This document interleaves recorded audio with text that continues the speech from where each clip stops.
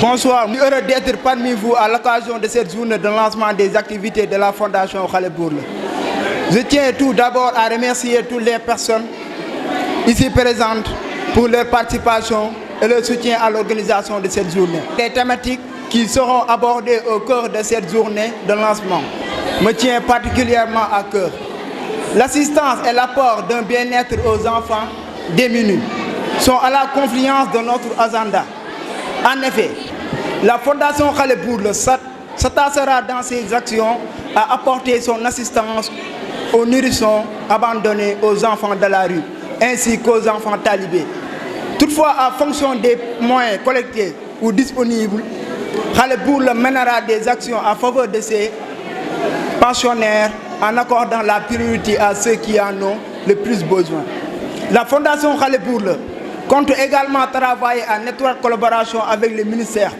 en charge de la famille et de l'enfant, à travers ses services sociaux tels que l'Agence nationale de la petite enfance et la case des tout-petits, ainsi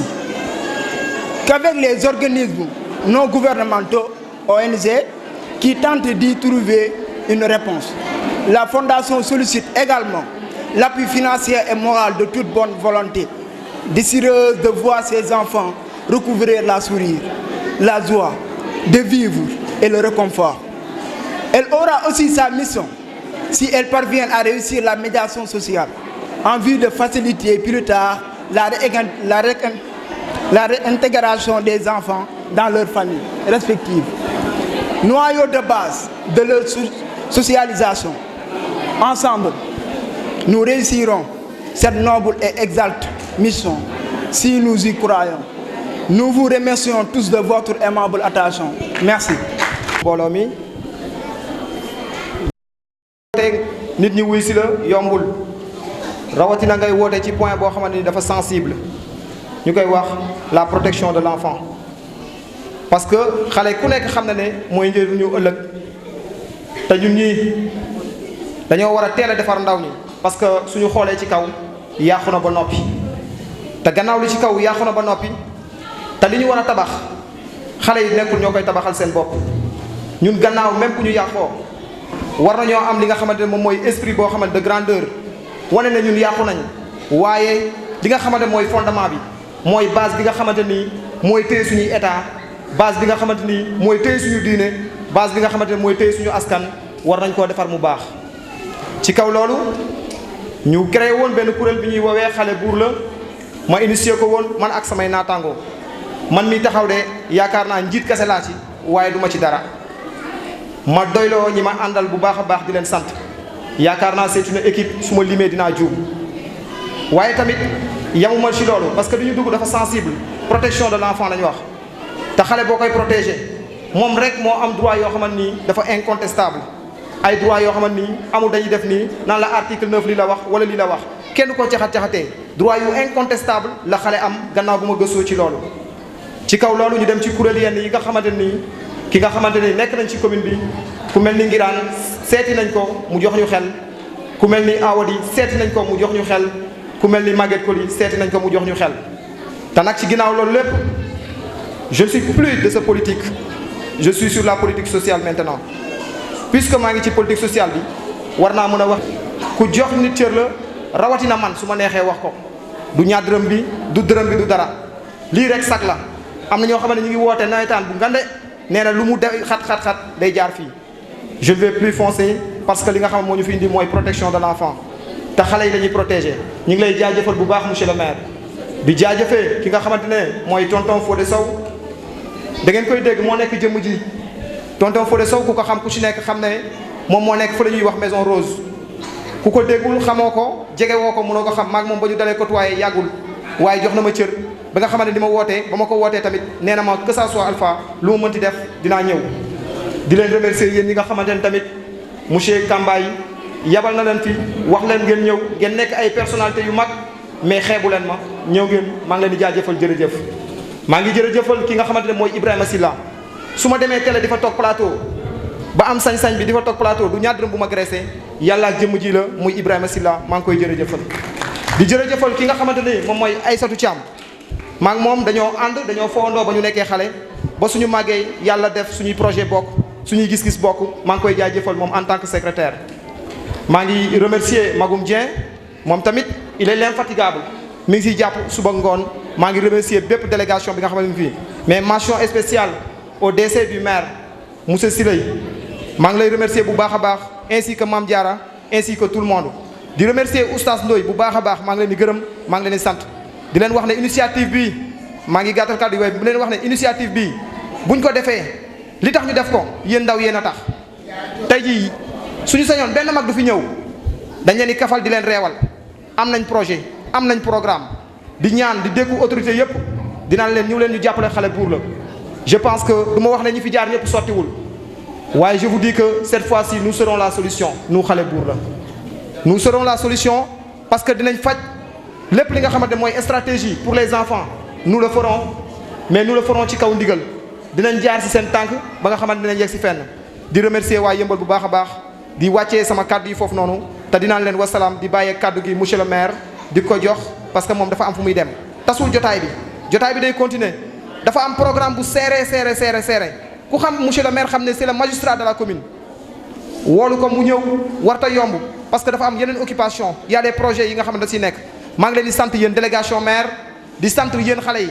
yéen a jar a sant yéen xale yi parce que vous êtes l'avenir de demain fonk leen seen bopp bu baax a baax ku ngeen gisul ku fonk boppam yéen fonk leen seen bopp parce que Serigne Cheikh daan na wax ne xale mooy yar xale te il est temps pour xale yar xale ñanu yarante suñu biir asalaamaaleykum waaw asalaamaaleykum wa rahmatullah di leen wax ne fondation xale buur la moo ngi leen di tàllal loxo juddu nañ tey waaye juddu wuñ pour nekk morne de incha allah d'ici lundi dañ commencé suñu programme di jaajëfal Jibi Thiam bi nga xamante ni moom moo yor Marin Family ak Famara di jaajëfal Oustaz Ndoye bi nga xamante ne mi ngi nee beneen Oustaz Ndoye bi di ñëw di leen wax wasalaam di jox kàddu gi monsieur macha allah yàlla may na la li nga bëgg di def bu ko def loolu lépp donc ñu lay remercier bu baax a baax ci introduction bi di rafetlu kàddu yi nga xamante ne moo fi ci yëpp ñu jël nuyoo bi jiital ci imam Niass di ko ñaan ñaan yi mu ñaanal xale yi ñaanal mbooloo yàlla na ko yàlla nangu ñu nuyu ki waral bés bi mooy suñu rakk mooy suñu frère Elimane Seye mu nekk un jeune engagé mu nekk jeune boo xamante ne wax dëgg yàlla wane ne ne Yëmbal jaral na ko lu nekk kon su ñëwee ak sama jigéen Assou Dia ak sama frère Magou taxawal lu ni mel dañ leen ci félicité di leen ci encouragé bu baax a baax a baax ñu ngi nuyu également Abdou Birane suñu frère ñu xam taxawaayam ci booru ndaw ñi ñu xam taxawaayam ci lépp luy sàmm àq ak yelleef ak kaaraange xale yi ñu ngi koy rafetlu tamit teewaayam monsieur le président du conseil communal de la jeunesse Gora Thiam donc ñu ngi lay nuyu di nuyu l'ensemble des membres du conseil ñi fi nekk ak ñi fi nekkul yëpp grand Fodé ñu ngi lay nuyu bu baax di kontaan ci sa teewaay di rafetlu exposé bi nga fi def tout à l'heure di wax ne tey bii waruñu woon a am beneen yitte bu dul ñëw toog taxaw ci fondation bi bés bi ba mu jeex tàkk parce que demuñu fugal fii waaye nag dafa ñu bëgg ci bokkee da nga wane na xaaj sa jëmm da nga koy xaaj soo ko mënul nag da ngay def ku nekk nga jéem koo may dara donc rafetlu nañ kàddu yi ci wax tout à l'heure jàlloo ngi lay rafetlu sa teewaay également ñu rafetlu monsieur le président Ndiaye teewaayam fii fekk naa fi góor gi man ak moom mu partagé la direction générale de l'action sociale moo nekk sama du ma wax sama ex-collègue sama collègue yi léegi ndaxte mairie bi moo ma tàkkale ak direction ba kon maa ngi ko nuyu tamit di am moom ay souvenirs yu rafet di nuyu l'imam de la jeunesse imam Omar Ndoye di teewaayam fii maa ngi lay sant bu baax di rafetlu sa teewaay doon xale yi délégation bi ñu accompagné bu ñu seetlu lépp ko mu teew mais dinañ rek tudd le directeur de cabinet muy Sénégal ñu ànd ak jeune bu yëpp war a dem tamit santé et financement woote ngeen tey ngir xale mu nekk lu ama am solo ndaxte ab dëkk bu mën a doon bu nekk ëllëgam ak tayam bu ndox bu ko xamee ak su ko xamul bu jël ko ndaw ñii ngeen fi dajal nag c'est l'innocence borom xol bu leer ku yàlla may dëgg moom mooy dund xale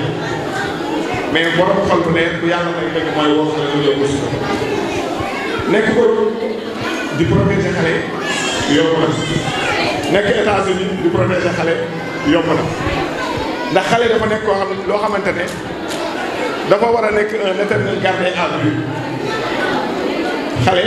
en tout cas ci boo demee bitim réew mi ko def seen doom 3 heures du matin boo woo yaay ne ko ana sa doom mu ne mi ngi nelaw soo bàyyi ba midi 25 nga woo ko ne ko ana sa doom mu ne mi ngi école soo toogee ba 16 heures nga woo ko ne ko ana mu ne jógee na école mu ngi ci yoon bi mu ngi ci oto bi di ñëw wala di ko jëlee en tout cas foo ko fekk mu ngi ci ay loxo ñu nekk ci dëkk boo xamante ne nag xale bi par exemple saa yi nit ay am doomam mu xëy 9 heures fàtte doom ji ba 21 heures par exemple saa yi sax mu dem fenn fàtte ko fa li gën a garaaw par exemple saa yi nga ànd ak sa doom dem fenn ñibbi fàtte ne yaa ngi moom a àndoon ba nga doon dem loolu man gis naa ko donc loolu ci contexte bi ñu nekk bëri na ay raisons xëy na polygamie bi bokk na ci ko indi attaqué mo polygamie yi xëy na leneen ak leneen ndaxte un enfant unique n'est pas éduqué de la même manière ak un enfant qui appartient à une fratrie de 30 ou 35 membres. Fratrie ne veut pas dire seulement koo bokkal ndey ak baay mais koo xamante koo bokkal papa sax autant sa papa am ñeenti soxna wala mu am juróomi soxna ñëpp ñu ngeen bokk beneen saa yi di nga gis famille bu mat 30 wala 40 su ko defee nag père de famille bi nag du am même conception ci xale ak ki nga xam ne benn doom la ko yàlla may. comme loolu phénomène fii la xew moo tax réew mi protéger xale dafa nekk liggéey bu méttee métti fii la xale di réer waaye boo demoon ci dëkk yi développé su gisul sa doom da nga xam ne enlèvement am na parce que ci processus bi amul dara lu dox ci diggante kon nag bu ngeen ñëwee di protéger xale yi di xëy si ñoom di gont ci ñoom di leen lijjanti di leen utal ay jumtuwaay di leen utal ay fowukaay di leen gunge di leen sensibiliser rôle commune bi ngeen di def te ñu leen ci jaajëfal bu baax a baax di kontaan bu wér a wér ci seen engagement auprès des enfants jublu xale yi amour la jublu xale yi passion la képp koo xamante ne amuloo amour bi amuloo passion bi doo ko mën a def yàlla si boppam koo gis mu may njaboot day fekk mu nekk koo xamante ne dafa bëgg xale dafa mën a yor njaboot kon bu ñu ñëwee ci contexte bi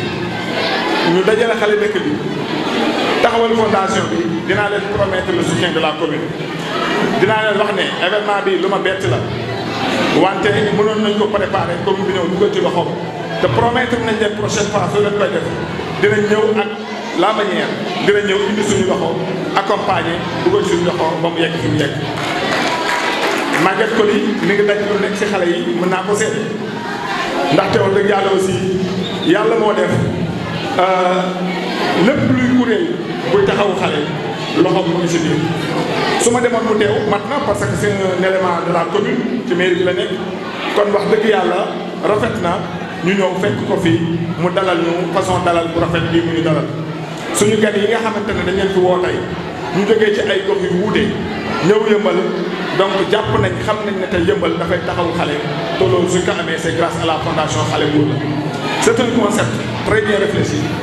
ndaxte nag dañ bu njëkk dañ daan wax mag buur la waaye ndekete mag du buur xale mooy buur xale lu mu def noonu la kon yaakaar naa xale moom mooy buur dama wax tout à l'heure si innocence bi nekk si ñoom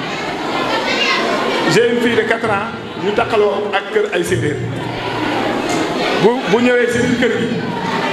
di wax ak ñun wolof su demee kër séeréer yi làkk ak ñoom séeréer couramment te man 10 ans ci ginnaaw bu ma doon fréquenté kër séeréer yi du tax ma làkk benn phrase séeréer bi kon ñoom la yàlla may ku ànd ak ñoom ànd ngaa ko yàlla may ñu ngi leen di jaajëfal bu baax a baax xam naa ne waa zone bi dinañ ma dóor waaye Maguette Coly moo ñu ko teg techniquement moo ñu koy ñaan par 2 minutes par 3 minutes ba match ba commencé mais incha allah dinañ fexe ba balaa joxe remise trophée bi di jot ñu yegg kontaan nañ bu baax a baax a baax ñu ngi dégg bu baax a baax di leen remercier di am mbégte merci jërëjëf. kon nag parentalité ñett la benn mooy won sa doom ni mu war a taxawee pour ëllëg si biir mu mën a taxawaay bu jub bu nite. beneen bi mooy li lay bett balaa mu faa toll comme xamuloo keneen la suñu borom di jël nga fexe ba moom mu xam ko xam lan mooy ay wareefam pour mun ko def. beneen ba sa tegu mooy mu waajal boppam ba ëllëg si biir boo leen fi nekkul bu takkee soxna wala buñ ko takkee muy soxna mu xam naka la war a taxawee si biir kër ga pour mun a wéyale li nga xam ne moo jëm. loolu la ñuy envoyé environnement protecteur. kon si gàttal environnement protecteur ay ndomb la benn ndomb bi si biir kër gi la ndeeg bàyyi ñëw sa jiitu ay mbokk ya topp sa benn ndomb bi si biir ëtt kër gi la ñëpp ñuy bokk digaale si geño si meen si askan si leneen ñoom ñoo si tegu. beneen bi mooy si koñ bi ak si gox bi beneen bi mooy li nga xam ne lépp lu jëm si réew mi la ñu dénk ko ki nga xam ne moo amee état bi di ko def waaye nag du sotti du baax du jeex du am jeexital fekk waajur bi doxalal lu ñuy ooyee parentalité. éducation waajur moo si jiitu ñëpp